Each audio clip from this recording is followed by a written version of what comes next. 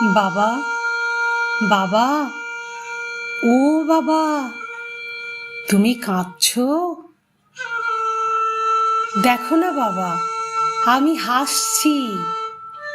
জানো বাবা, মারা যাবার পর কারো কষ্ট থাকে না।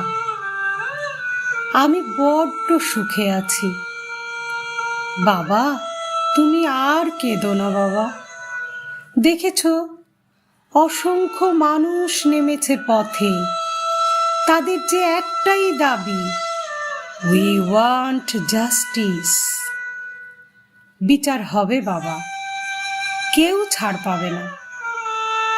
যেভাবে ওরা আমার ওপর অত্যাচার করেছে, আমার শরীরটাকে শকুনের মতো ছিঁড়ে ছিঁড়ে খেয়েছে, আমি বলেছিলাম ওদের, আমাকে ছেড়ে দাও, আমাকে বাঁচতে দাও। তোমাদের ঘরে আমার মতো মেয়ে আছে, বোন আছে, স্ত্রী আছে, মা আছে, কিন্তু কেউ আমার কথা শোনেনি। ওরা আমার দেহটাকে দুমড়ে মুচড়ে শেষ করে দিয়েছে। কত কষ্ট, কত আর্তনাদ, কত লাঞ্ছনা। মনে হয় কোনো মা হয়তো এত প্রসবের যন্ত্রণা সয়নি, যে যন্ত্রণা ওরা আমায় দিয়েছে। বাবা, ওরা যেন কেউ ছাড়া না পায়, ওদের যেন ঐতিহাসিক শাস্তি হয়। দেখো বাবা। মারে, মা, ওরা কেউ ছাড়া পাবে না, ওদের কাউকে ছাড়বো না।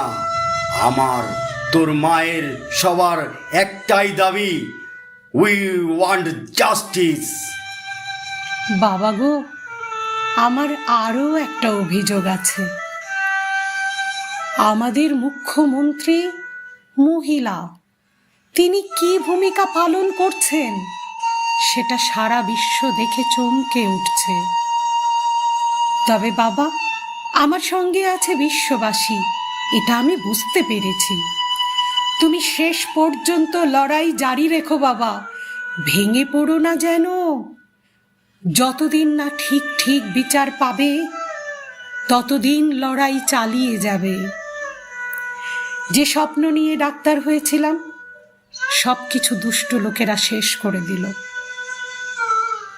আগামী দিনে যেন কারো সঙ্গে এই ঘটনা না ঘটে বাবা।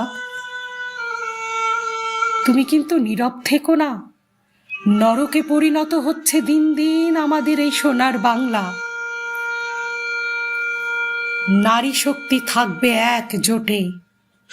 আমি তখন শান্তি পাবো বাবা, যখন অপরাধী শাস্তি পাবে। এই কথাটি কিন্তু জানিও সকলকে। আমি যে এই লড়াইতে আছি, জানিও মাকে। চিরবিদায় নেব সেদিন, পুরোপুরি লড়াইটা জিতবো যেদিন। বন্ধুরা, ভিডিওটা শোনার পরে চোখে আর জল ধরে রাখতে পারলাম না। হায়রে নারী!